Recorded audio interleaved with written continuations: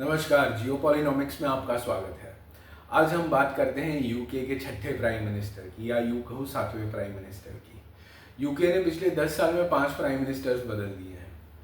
अभी नया prime minister ऐसे समाचार आ रहा है कि बदलने वाला है। उस पर जाएं उससे पहले आपसे एक अपील है, अगर आपको हमारा कंटेंट पसंद आ रहा है तो कृपया हमारी चैनल को सब्सक्राइब कीजिए, वीडियो को लाइक कीजिए। आपके सवाल हमें कमेंट्स में पूछिए, हम उसका जवाब देने का प्रयास करेंगे। बात करते हैं कियर स्टैमर की। कियर स्टैमर 2024 में चुन के आए थे। पहली बार ऐसा हुआ था कि भारी बहुमत से लेबर पार्टी जीती थी। पर क्या ये लेबर की जीत थी? मुझे नहीं लगता ये लेबर की जीत थी। ये ऐसा था कि कंजर्वेटिव पार्टी की हार थी। 2016 से 2024 तक कंजर्वेटिव पार्टी में पहले टेरेसा मे प्राइम मिनिस्टर बनती हैं, फिर बोरिस जॉनसन प्राइम मिनिस्टर बनते हैं, फिर लिज ट्रस प्राइम मिनिस्टर बनती हैं और आखिर में ऋषि सुनक प्राइम मिनिस्टर बनते हैं। ये 8 सालों में 4 prime ministers, on an average देखें तो एक प्राइम मिनिस्टर को शायद 2 साल का कार्यकाल मिला था। हो सकता है जनता तंग आ गई थी कि ये कोई स्टेबल लीडरशिप नहीं है, कोई स्टेबल दिशा दिखाने वाला नहीं है, इसीलिए उन्होंने कंजर्वेटिव पार्टी को कम वोट दिया था और लेबर पार्टी को ज़्यादा वोट दिया था। तो मेरे अनुमान से और सेफोलॉजिस्ट की अगर आप स्टडी करते हैं तो आप ये मानेंगे कि ये कंजर्वेटिव पार्टी की हार ज़्यादा थी और लेबर की जीत कम थी। लेबर भारी बहुमत से आती है 2024 में, लेकिन अभी 2026 के अंत में जब हम बैठे हैं तभी पिछले हफ्ते यूके में जो है लोकल बॉडीज़ के इलेक्शन हुए, मतलब म्यूनिसिपैलिटी के इलेक्शन हुए, म्यूनिसिपल कॉरपोरेशंस और पंचायत के, और उसमें लेबर हार गई। यूके तो वैसे छोटे छोटे देशों का एक जमघट है। इंग्लैंड हो गया, स्कॉटलैंड हो गया, वेल्स हो गया, नॉर्दर्न आयरलैंड हो गया। इसमें से जो वेल्स करके प्रांत है वो लेबर का 100 साल से ज़्यादा अरसे से बड़ा से एक स्ट्रॉन्ग होल्ड था, जहाँ पे लेबर भारी मात्रा में हारी है।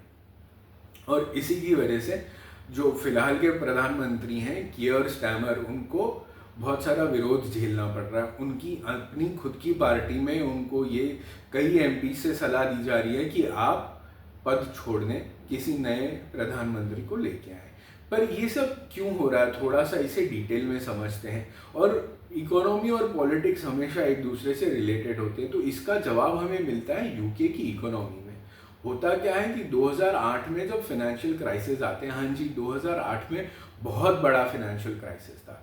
जब ये क्राइसिस आते हैं तो यूके एक बहुत शॉर्ट टर्म के लिए कदम उठाती है ऑस्टेरिटी का। ऑस्टेरिटी ये होती है कि कोई भी देश अपने आप में इन्वेस्ट करना बंद कर देता है, अपने कैपिटल एक्सपेंडिचर्स कंट्रोल करता है। कैपिटल एक्सपेंडिचर्स वो एक्सपेंडिचर होते हैं जो आपकी खुद की इन्वेस्टमेंट होती है, जैसे आपकी रिसर्च हो गई।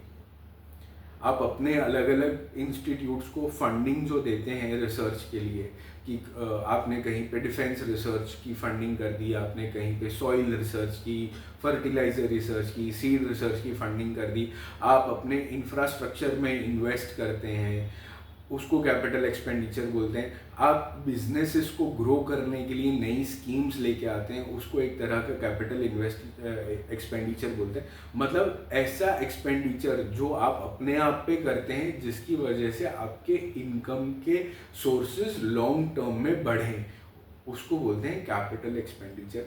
और ये 2008 में इन्होंने क्या किया, तब की सरकार ने कम कर दिया। वेलफेयर का जो खर्चा था, जो आपको अपनी गरीब, जो देश का गरीब जो तबका है उसके लिए जो खर्चा करना है वो तो वैसे ही रखा, पर जहाँ से इनकम आने वाली होती है वो उन्होंने कम। जैसे हम कहते हैं कि अगर बच्चा पढ़ लिख जाता है, उसके हम एजुकेशन पे अच्छा खर्चा करते हैं, पढ़ा लिखा देते हैं, तो लॉन्ग रन में वो जितना खर्चा होता है उससे बहुत ज़्यादा कमा के अपने को देता है। तो उसी तरह से उन्होंने अपने आप में इन्वेस्ट करना बंद कर दिया। पर घर के खर्चे, उनके देश के खर्चे तो वैसे ही रहे। फिर आता है दूसरा सबसे बड़ा मोड़, जो होता है 2012 से 2016 के बीच का, जहाँ पे रेफ्यूजी क्राइसिस होता है। नॉर्थ अफ्रीका, वेस्ट एशिया से बहुत सारे रेफ्यूजीज जो हैं वो यूरोप की तरफ पलायन करते हैं और वहाँ पे जाके रहने लगते हैं।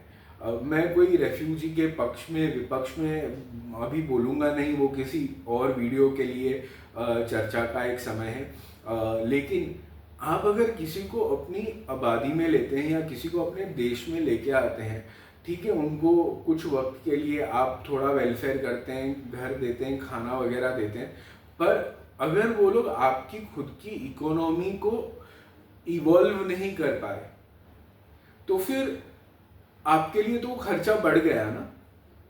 मतलब मैं टैक्सेशन में, डायरेक्ट टैक्सेशन में तो कुछ दे नहीं रहा हूँ क्योंकि एक रेफ्यूजी स्टेटस है, लेकिन इनडायरेक्ट टैक्सेशन में मैं मान लीजिए 100 रुपये दे रहा हूँ लेकिन 1000 रुपये का वेलफेयर कंज्यूम कर रहा हूँ। तो ऐसे इतने सारे लोगों को फिर देश कैसे झेल पाएगा। एक तो 2008 से इन्वेस्ट करना बंद कर दिया, खर्चा ऑलरेडी था उसमें और खर्चा आ गया। फिर होता क्या है, 2016 आते आते ब्रिटेन को ये फील होने लगता है कि भाई ये यूरोपियन यूनियन में रह के हमें नुकसान ज़्यादा है, फ़ायदा कम है, क्योंकि हम किसी के साथ कोई तरह का ट्रेड एग्रीमेंट नहीं कर सकते। अगर हमको किसी के साथ किसी भी तरह का ट्रेड करना होता है या एग्रीमेंट करना होता है तो हमको पूरा यूरोपियन यूनियन के साथ करना होता है। ये उनकी सोच सही थी पर गलत भी थी, क्योंकि फिर वो यूरोपियन यूनियन था, वो एक सेंट्रल मार्केट था ना, कि आप यहाँ पे बनाओ, यूरोप में कहीं पे भी बेचो, एक तरह का कॉमन टैक्सेशन होगा, एक तरह के कायदे होंगे, फ्री मूवमेंट होगी, कहीं पे कोई बैरियर्स नहीं होंगे। पर ये उन्होंने सोचा ही नहीं और उन्होंने बहुत जल्दी जल्दी एकदम घाई में ये फैसला ले लिया। यूरोपियन यूनियन से ये निकल गया। यूरोपियन यूनियन और इनका ये जो ये था वो एक तरह की शादी थी, और कोई शादी जब टूटती है तो उसमें आप जानते हैं एलुमनी देनी पड़ती है।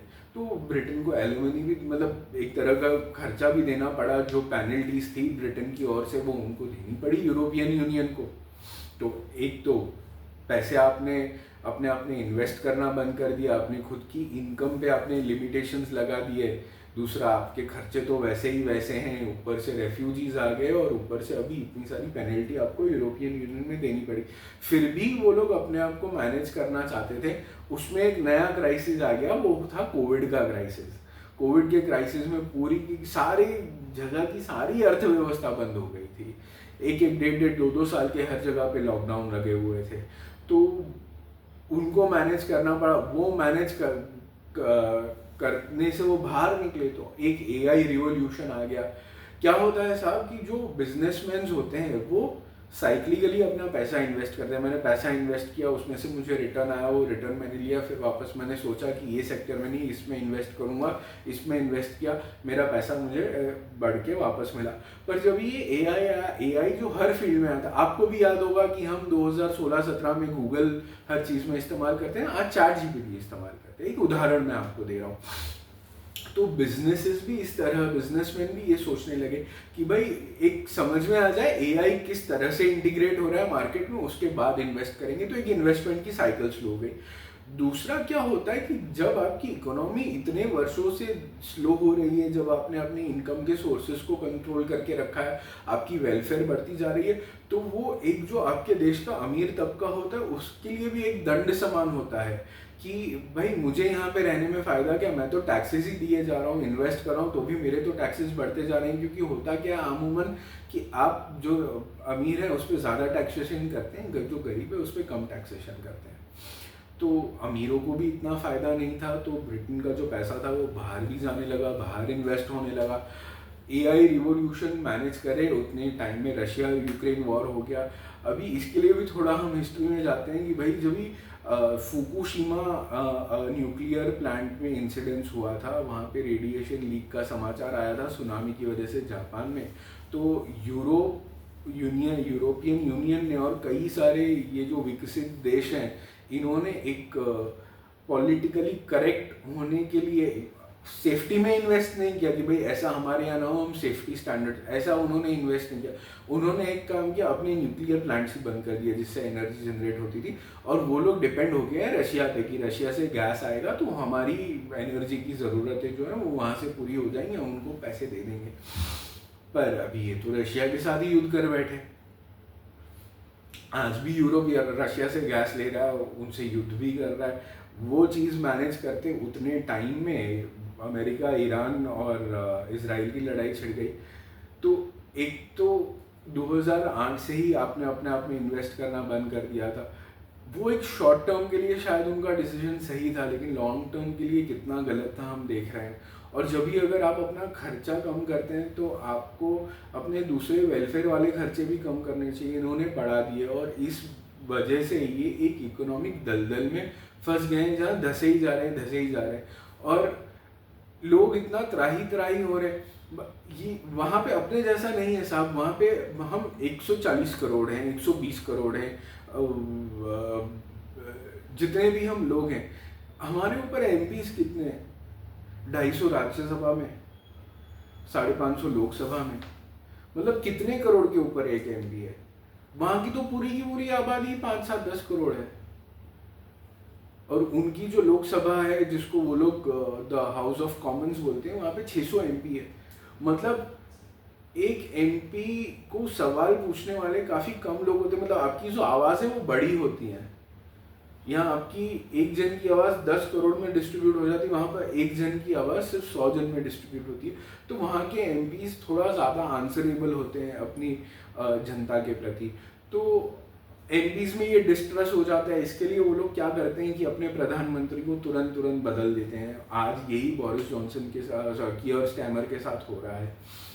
पर कोई तरह का लीडरशिप चेंज ये कोई सॉल्यूशन नहीं है, क्योंकि वापस आपको दूसरा कोई लोकल बॉडी इलेक्शन हार जाएंगे तो क्या वापस दोबारा से आप प्रधानमंत्री बदल देंगे? प्रधानमंत्री को एक कार्यकाल मिलना चाहिए। कार्यकाल में उनकी पॉलिसी स्टेबल होनी चाहिए। जब भी आपकी इकोनॉमी एक दलदल में फंसती है तो उसको निकलने के लिए एक कड़वी दवाई देनी होती है। तो कड़वी दवाई जब भी आप अपनी इकोनॉमी में दे रहे हैं, जब टैक्सेशन बढ़ा रहे हैं, तो आपको उतना लोकप्रिय भी होना पड़ता है और उस लोकप्रियता पाने के लिए आपको जनता में जाना पड़ता है। पर अगर हम इतने जल्दी फैसले ले लेंगे, चलो ब्रेक्जिट कर लेते हैं, ये कर लेते हैं, वो कर लेते हैं, रेफ्यूजीज को बुला के कई सारी गलतियां की हैं और इन सब की गलतियों का खामियाजा टैक्स पेयर्स को हुआ है। इसीलिए इनके टैक्स पेयर्स ने ना कंजर्वेटिव्स को वोट दिया, ना लेबर को वोट किया। उनके टैक्स पेयर्स हैं जो एक नई पार्टी, जो एक तुतुरमुत्ते की तरह निकली उभरी है चुनाव में। 2 पार्टियां हैं, ग्रीन्स और रिफॉर्म यूके। वैसे इनके लीडर्स, आप अगर उनके बयान सुने तो इकोनॉमिक्स का इतना कोई उन्होंने एक पॉलिटिकल अल्टरनेटिव नहीं दिया है या इकोनॉमिकल अल्टरनेटिव नहीं दिया है, कोई विजन नहीं दिया है। बस आप इनसे थक गए तो हमको ले आइए। तो टैक्स पेयर्स को ये सोचना होगा कि अपने टैक्स के जो पैसे वो देते हैं वो किस तरह से उनकी सरकार अपने देश में इन्वेस्ट करती है और किसे गद्दी पे बैठना चाहिए। हमें भी ये सोचना होगा। इसी के साथ आज का वीडियो समाप्त करते हैं। जय हिंद, जय भारत, वंदे मातरम।